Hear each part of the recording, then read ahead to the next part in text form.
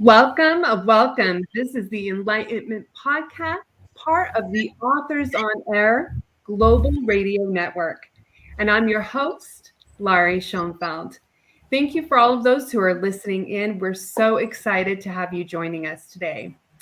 I am super thrilled to be joined with a dear friend of mine and someone who inspires me consistently, Cassandra Grey, also known as Kathy Jenkins, who is having her first debut thriller, Shattered Defense, that releases tomorrow.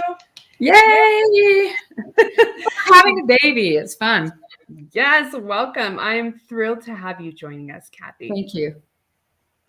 So how are you doing over on your mountainside? We're both mountainside area with this nice fall weather. How are you getting warm and cozy right now? I love it. I love it when it starts to get cool. And I thought we were going to have a little bit of snow, but we did not. But it's been raining and it's been wonderful.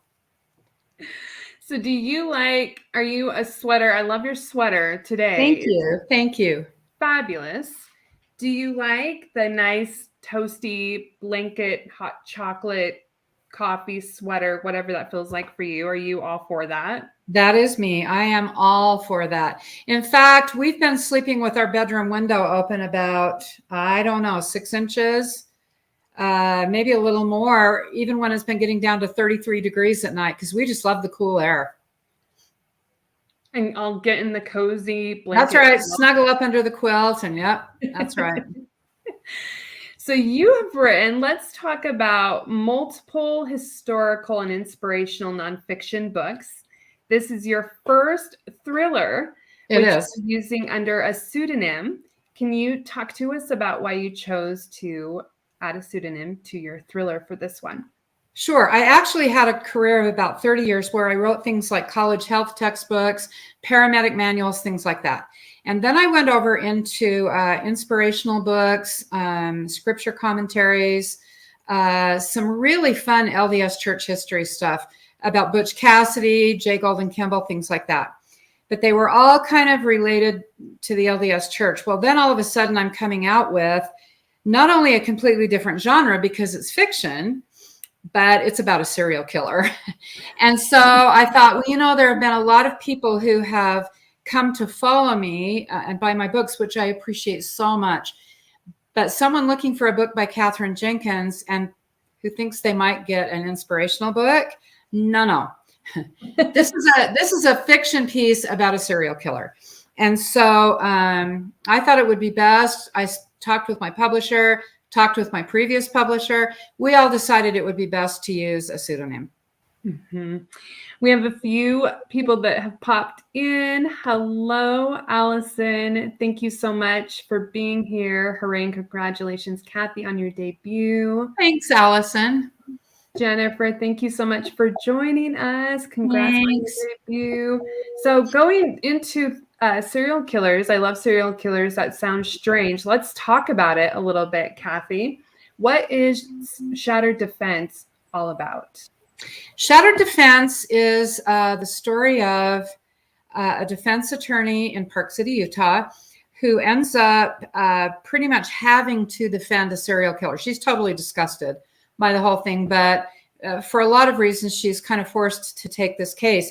And as she investigates and tries to put together a defense, more and more details start spilling out. And this man turns out to be more heinous than anyone can even imagine. And then there's a gut punch at the end, which I don't want to give away. She goes into this case kind of reeling from the suicide of her 13-year-old son.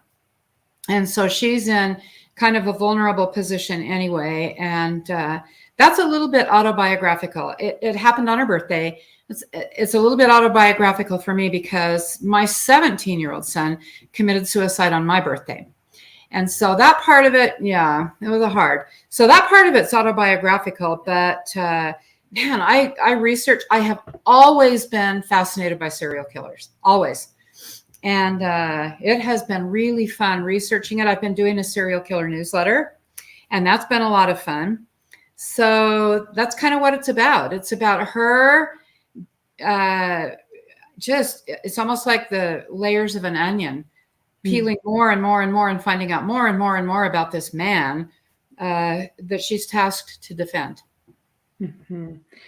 I loved Andy, who's your main character, because she's so compassionate in certain areas, but very protective and really wants to defend what is important to her. Hence why there's that balance between I have to defend somebody that I'm completely disgusted by and also trying to hold true to what she feels and integrity to herself as well.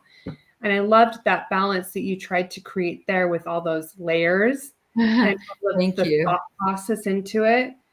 But then as she's diving into this serial killer as well, it's bringing up a lot of different pieces within her own story as well. Yeah, I loved Andy, and I am the kind of writers will understand this. I'm a by the seat of your pants writer. I don't sit down and plot out my story. I knew how it was going to start and I knew how it was going to end, but in between, I knew nothing. And I grew to love Andy. In fact, when I was finished writing, I missed her a lot. And so it was fun for me to just have to put myself in her place. There was one scene where she returned to her childhood home in Nebraska and she was walking up the stairs and I didn't know what was going to happen when she got to the top of the stairs. And I'm going, oh, wow. And then she went in her bedroom. Why is she here? And then she opened the closet and there was a cardboard box on the floor. What's in the cardboard box? You know, so I had a lot of fun with that aspect of it, kind of getting to know her. When you were walking on the journey with Andy, what did you learn about yourself as you were taking this journey on what you're finding out piece by piece about her? One of the things I learned, for anyone who reads it, Andy had an extremely difficult relationship with her mother. I had a difficult relationship with my mother as well, not to the extent that Andy did. But as I got to know her and as I wrote about her, it really uncovered some things about my relationship with my mother that were very difficult for me. And I kind of had to face those and work through those at the same time that I was helping Andy work through her relationship. I also had to deal with the feelings I had right after my son committed suicide. Going into his room, seeing his clothing, seeing the treasures that were important to him, and just kind of having to come to terms with that. Mm-hmm. I connected deeply with Andy because you do bring in a lot of raw and very real pieces, from infidelity to having a new baby and trying to figure out what that looks like, even though that was not her plan.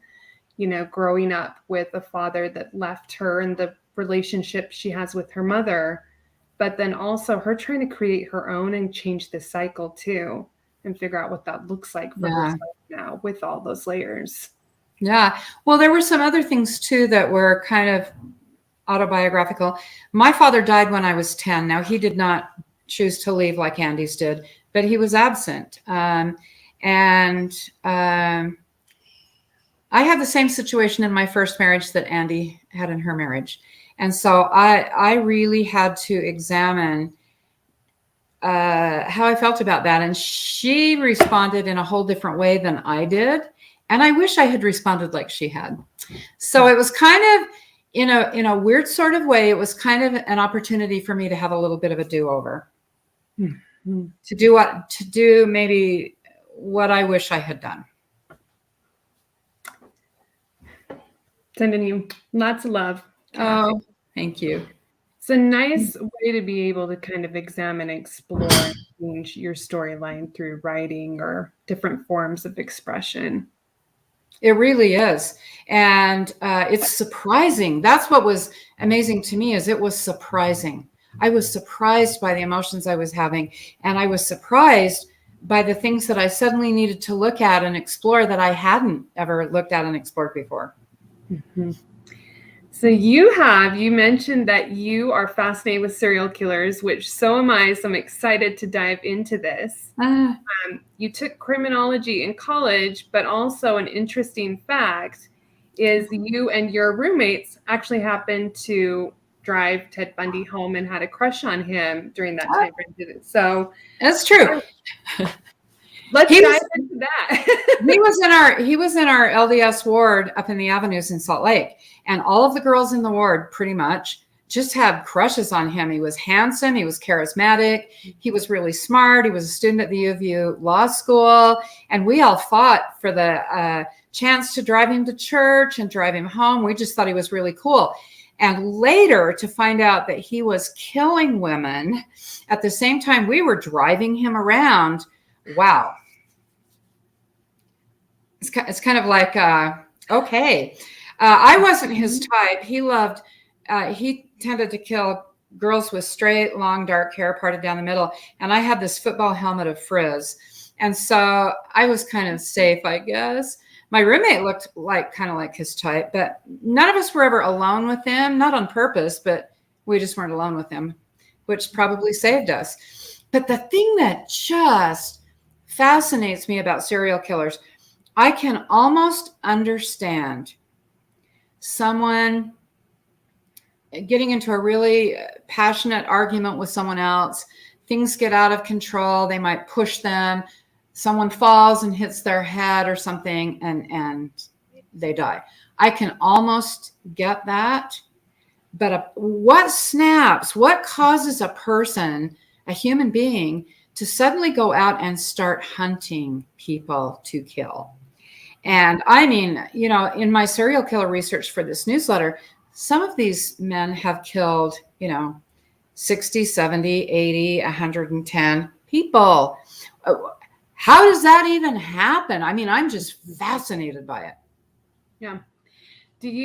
So the part I'm consistently fascinated with is how 4 people can maybe have a similar situation, but the choices that each one take differently dependent on their upbringing, the different things that they heard in their teenage years, whatnot. What have you seen with your research that goes into some of that with serial killers? It's really interesting. I mean, there are many serial killers who have other family members, siblings that they're really close to. And the serial killer is the only one who has this sort of break and this snap and goes into, and the jury is still out on what turns people into serial killers. Is it genetic? Is it environmental? Is it brain wiring? What is it? That's one of the fascinating things to me is they just don't know. And they've done extensive interviews with serial killers in prison and said, what made you do this? They don't know what made them do it. I mean, one guy said, oh yeah, I used to go down the street, and if there was an unlocked door, I considered that a welcome. I just go in and kill whoever's inside. And then, there are all kinds of, I had a woman jilt me and she looked like this. And so I'm going to kill all the women who looked like that. There are serial killers who kill people who look like their mothers. A lot of them, though, just don't know. There was one man who went to gay bars, and he would kind of seduce someone at the gay bar and take them home, and then they'd get into a little bit of play, and they'd end up getting their hands tied behind their backs or whatever. This man wasn't even gay. He just figured it was easier to kill people who were already tied up. And so that's why he did that. I mean, they themselves don't know. There was one man who killed, 60 some odd people. And one day he just thought, I can't do this anymore. This is not the kind of person I want to be. He went to a phone booth, called the police, and sat down on the curb and waited for him to come and get him. Huh. So, I mean, bizarre. Uh-huh. It's very interesting, the justification too, as you're talking about that, justifying things in their head that make sense at a given moment. And then it's like a light switch where, how you just mentioned, someone sitting and calling the police. Yeah. Once that light switch is okay, I'm done with the justification, I think I'm done with this whole game now. Right. And then the ones, there are serial killers who leave, a lot of them have signatures. Mm-hmm. They'll always leave a bottle of beer next to the head, or they will always pose their victim in a certain way, or, things like that. And so it's almost, it's partly a need of theirs, and then it's partly a taunt to authorities, like, this is another one of mine, ninner, ninner, ninner. Here's another one of mine. There are some that leave notes and just say, yeah, it's me again, And so the whole thing is it's just so completely in another galaxy from how all the rest of us live and conduct our lives and think and behave. It's just bizarre. Yes. I love the bizarre. I do too, like that, because it provides so many questions. I feel like once you ask one question, then there's a second question of like, okay, but then why do you want to specifically have this signature? Or why is there this pose? Or why do you keep going back to this home, even though you may think you're going to get caught? Why is this home specifically the one you still come to anyways, Yeah. And there are serial killers who take their kids along with them. There are serial killers who are married and their wives and children have no clue what's going on. And they're like the deacon at the church, and they're, people like John Wayne Gacy, who was a clown that everybody loved. And he came to children's birthday parties and everything. And people have they live these two completely separate lives. It's very unusual for someone to just be a deviant and just slink around being a deviant all the time. Most of them are very productive members of society. They have families. They are on the city council. They're active in their church leadership, whatever. Really bizarre. Like, it reminds me of a little bit of a double agent of like, it's kind of this game, and it's secretive what you do like during the night versus who you actually are in the day type of a film. Absolutely. When you did criminology in your college class, what was some of the things that you found the most fascinating that you didn't know about before you jumped into that course? Oh, well, they taught us how to rob a bank. That was interesting. It was a requirement for journalism majors, and I was a journalism major, with the thought that maybe we'd get assigned to a police beat.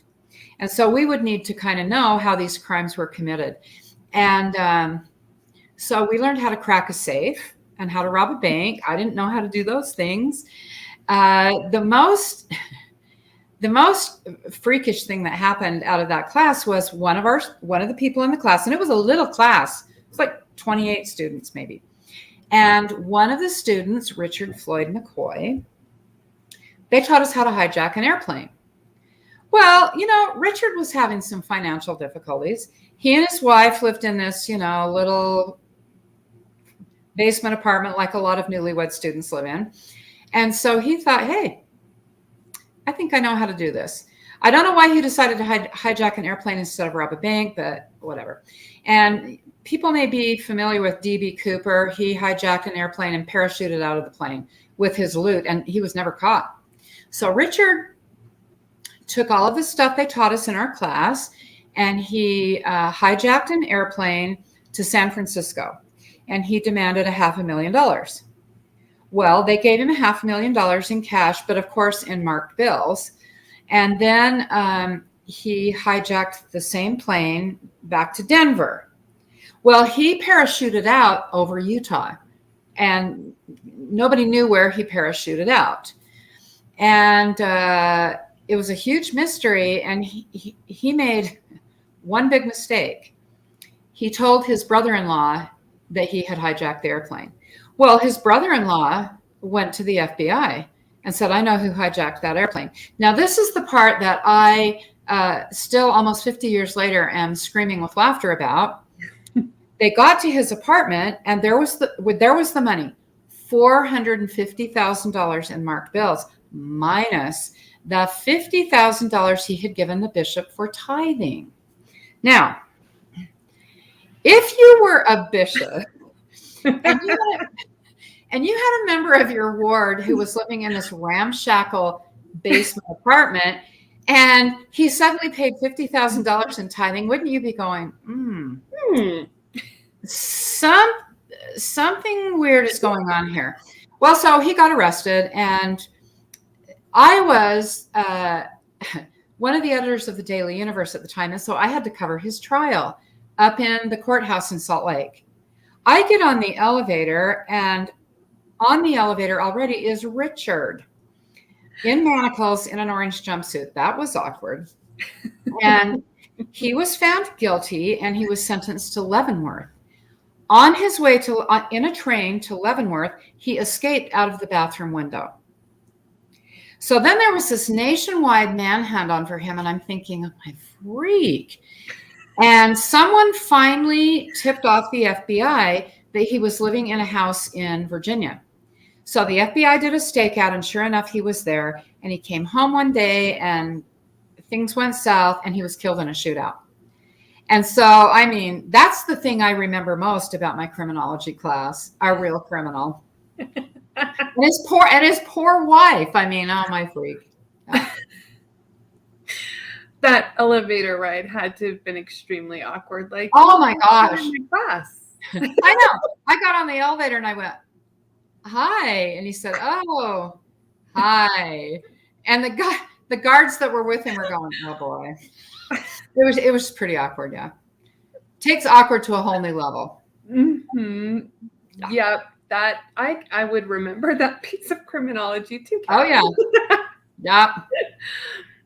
Allison, make me laugh. DB Cooper is either A, low-key, or B, on the first season of Prison Break with the whole escaping from the airplane. Oh, cool. Yeah. Yeah, there have been various theories about who he was, and they've been on his case for, I don't know, 50 or 60 years. Mm-hmm.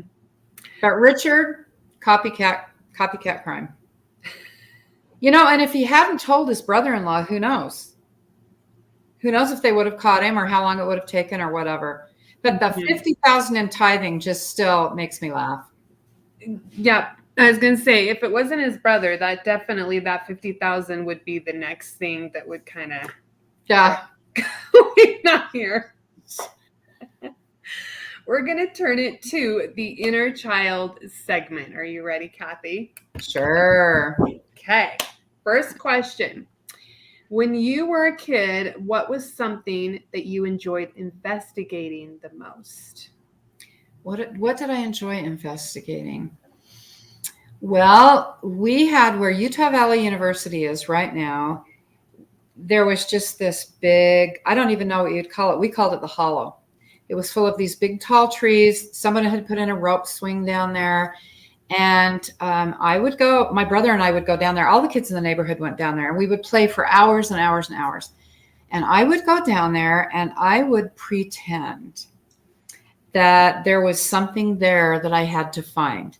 Either a dead person or a criminal, or it was never a treasure, which kind of baffles me, or whatever. And then I would poke around in the hollow all day long, and I would look under rocks, and I would look in little stream areas and things like that to try to find what I was looking for, which of course was never there. And that made the investigation long. It'd get dark. I'd have to go home. No criminal. Try again the next day, you know? I was going to ask how long you're out there in the hollow, but you just answered that. Like, oh, you know what? Mom, this was back in the day when life was a lot more innocent. My mom would pack us little sack lunches with a tuna sandwich and potato chips and Oreo cookies. We'd go down there, my brother and I, and we would stay until it got dark. And then we'd come home. It was awesome. And let your mind wander. Oh, yeah. Oh, yeah. We also had a big alfalfa field behind our house, and I pretended that there was a haunted house kind of at the edge of it where an Mexican family named the Zamoras lived. And I used to try to investigate that, and it scared the crap out of me. Did you carry a flashlight with you when you were out there in the dark, or did you just come home at dark? No, I came home when it got dark. Okay. So I was always really afraid of the dark. I babysat for a family really regularly that just lived 3 doors down. And when the parents came home, they'd pay me, and the dad would come out and stand on the porch and watch me walk home. Because I was just 3 doors away. I set land speed records because I was so scared of the dark. Yeah. I'm laughing because I'm right there with you. I used to have a boyfriend who's now my husband. He would drive in his car behind me, and I only lived like 5 minutes away, but he'd get in his car. I'm like, it's dark outside. Can you follow me home? Yeah. We had a babysitter once that we hired, and I just laughed. We pulled up, and every light in the house was on, and she was sitting out on the front porch. And I said, what are you doing out here? And she said, I'm so scared. And I thought, okay, if I was scared, I'd be in the house with the door barricaded. But oh no, she turned every light in the house on and was sitting on the porch. So I guess people cope differently. I don't know. She's lathering in the lights. Yes. Yeah. Do you like roller coasters, Kathy? I hate roller coasters. Hate them. I am occasionally forced to go on them, and I scream like a schoolgirl the whole time. My mother went on a roller coaster as a child and gripped her hands so tightly that her fingernails were driven into her skin. And I probably would have done that if I wasn't so afraid of pain. But I mean, I just do not like them. Do not. That up the first hill. Oh, no. So you keep the twists and turns working really good in your novel on the paper. That's right. Like steady ground. That's right. Not actually. I don't like horror movies. I don't like scary rides. I don't like scary anything. Do you have a favorite ride of choice that's not scary, more playful and fun for you? Pirates of the Caribbean at Disneyland. Yeah. There's that one little tiny whoosh at the first, but I love that. It's probably my favorite ride ever. Mm-hmm. So it's just enough of a thrill with the water, but what's the excitement for you there? I just love seeing all the imagination that went into gathering the treasures and the pirates and just the whole thing. The whole thing. I just love it. I'm right there with you on that one. You do a lot of family history and you like to dive into research. What are a few things as you were going through your own family history that you found most fascinating? Oh, geez Louise. Not actually very many generations back. In fact, some of what's in Shattered Defense is based on my family history. But my great-great-grandparents joined the church in Sweden, joined the LDS church in Sweden and came across the plains. And they brought their 14-year-old son who fell in love with a girl who was also coming across the plains from Sweden, and they got married. And I grew up thinking, oh, this sweet little Mormon, wah, wah, wah. Well, then I find out, doing family history, they had 9 children. Their oldest daughter, Emma, never got married. She had 3 babies out of wedlock and killed them all, suffocated them all right after they were born. And then she went to Chicago and became a nurse, and she died in the 1918 flu epidemic. The boys in that family were very faithful, very devout. All of the girls, including my grandmother, had to get married. And all of their husbands, other than my grandfather, committed suicide. My grandfather went to World War I, developed what they called then shell shock, post-traumatic stress, we don't now, and spent the last 20 years of his life in the state mental hospital. I knew nothing of that. Big surprise. Yeah. Big surprise. Yeah. And then kind of a cooler surprise, my great-great-grandfather who joined the church in Sweden walked 6 days round trip to be baptized in Sweden. And when he got home, his pastor from the Church of Sweden was there waiting for him. And at that time, it was against the law to join any other church. The Church of Sweden was the national church, and you could not join any other church. And his pastor beat him to within an inch of his life, literally. I found, in doing my research, I found a handwritten journal of his that described all of this. And this pastor basically dogged him like you could not believe. He had to go out and do any missionary work that he wanted to in the middle of the night so that this pastor couldn't find him. And one time, both of his legs were broken and he was hauled off to jail. And he told the pastor that he wanted to go to the United States and join the people who had joined the Mormon church and join them in the West. And the pastor said, nope, you can't go. I'm going to do everything I can to stop you. And my great-grandfather said, oh, that's okay. The longer I stay here, the more of your congregation I'll be able to convert. And the pastor gave him the money to immigrate. Wow. Isn't that awesome? That is awesome. Well, I found out really cool things and I found out some really shocking things. When you're going through the family history though, and opening up all these pieces and stories and like the old journals, what are some of the feels that you feel as you're touching these pieces of your heritage? I have been, especially my great-great-grandfather, whose handwritten journal I found, I felt such incredible reverence. I just thought, this man, all of this stuff that he went through, his legs being broken, him being beaten nearly to death, having to walk 6 days just to get baptized, all of that. It's very hard to describe. I felt such reverence because I thought, I am who I am and where I am because of what he did. And then even reading, the stories about my grandmother's family, I was very, very close to my grandmother. I called her Granny. I could never figure out why she couldn't quite tell me her marriage date. Because I started doing genealogy and I said, oh, Granny, her husband died when I was 3. And I said, Granny, when were you married? She'd say, I don't remember. And I'm thinking, probably not. But when I found out later that, they had a baby 5 months after they got married, then I found out why she didn't want to tell me. But I had all kinds of feels about that because I balanced that with what I knew of her. And she spent literally years hand knitting socks for soldiers in World War II. She did all kinds of things like that. She was the most giving, generous, wonderful person. And she was the one person in my life that I knew loved me unconditionally. And so I was able to really, I felt one of the feels that I had was just such sadness that was such a source of shame for her or embarrassment for her that she couldn't just tell me and know that I would love her anyway.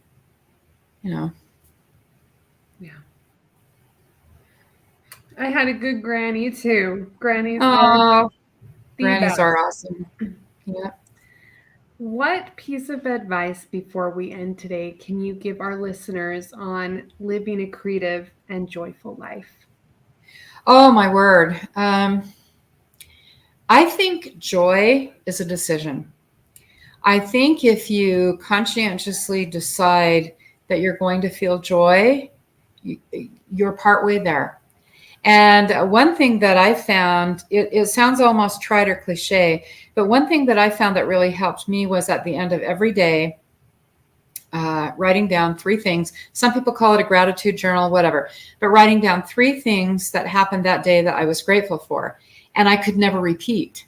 So the first little while was simple. And then so I couldn't keep saying, oh, I'm grateful for the fall leaves. I had to find something new to be grateful for. And what that does to you is you get up in the morning and you start your day and you find yourself looking for things to be joyful for, things to be joyful about, or things to be grateful for. Another thing that I have found really effective, and, whatever kind of prayer tradition you have, I made it a point to once a week offer a prayer that was nothing but gratitude. And that was kind of hard for me because I've had some hard experiences and I'm usually crying, Heavenly Father, help me with this, help me with that, bless me with this. But it was a really singular experience to kneel and just just say, I'm so grateful for this and thank you for this and how awesome that you did this for me. And then as far as creativity, I've done dopey things like taking a different route home every day from work, or just doing things in a different way. We get into such ruts. And if we really look at it, we can figure out different ways to do things that really inspire creativity. And the things you see along the way. I have a friend on Facebook named Scott Bronson, and he did a whole photo essay of odd things I found on my walk. And he would go out for a walk every day, and he would take pictures of weird things he found. And I started doing the same thing. And like one day I'm walking down the street in my neighborhood, turned a corner, and some little girl had done this entire monument of miniature My Little Ponies. And they're posed all over these rocks and everything. And I took a picture of that. And it's just fun to look for weird things. I was sitting in the house one day and I saw something moving on the sidewalk across the street. Curiosity has a lot to do with it. I walk across the street and it's this ginormous tortoise. And it's just trucking down the street. I thought, well, it got away from somebody. And I took a video of it. But if you're just curious, my husband is really awesome about this because he's curious about it. He's extremely intelligent. And part of his intelligence, I believe, is that he's just so curious about everything. Why is it like that? What happened here? How on earth did that happen? You know, and he's passed that on to me, and I find it really helps.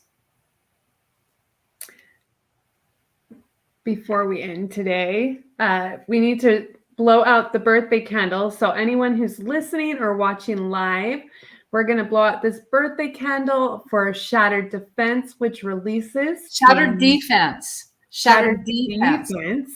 That's okay. Which releases... So let me rephrase that again. Shattered Defense, which releases tomorrow, and we'll have all the links down in the comments below, so it's easy access to find Kathy's book. And happy birthday! Thank you so much. What a delight it has been to be with you, Laurie. I admire you so much. I mean, this is just a treasure for me. I absolutely adore you, Kathy. From the moment we met years ago when you read my first picture book, and you were one of the first people to remind me to keep writing and creating, and have been a huge inspiration into my life. I am absolutely thrilled, my friend, for all the creations that you've made, and for this amazing book that everyone gets to have in their hands as well. Thank you for this opportunity. You're so welcome. Thank you for being here with me. Where can they find you, Kathy, if they have any questions or any comments? Well, I have a website, Catherine-Jenkins.com. I also have my Cassandra Grey website is currently under construction. But if you go to sagebowery.com / Cassandra Grey, might be Cassandra-Grey. Well, I'm embarrassed. Maybe you can post it later. And the early reviews of my book are there, and a synopsis of it, and the cover, and some stuff about me. So, yeah. Perfect. I will definitely post all of those below for you to reach Cassandra and Kathy with all the links.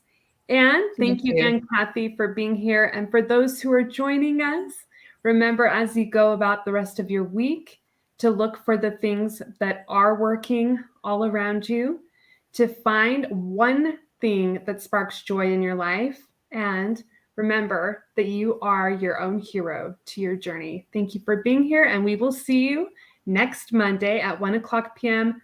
Mountain Standard Time right here for the next show. Take care, everyone. Thank you, Kathy. Thank you.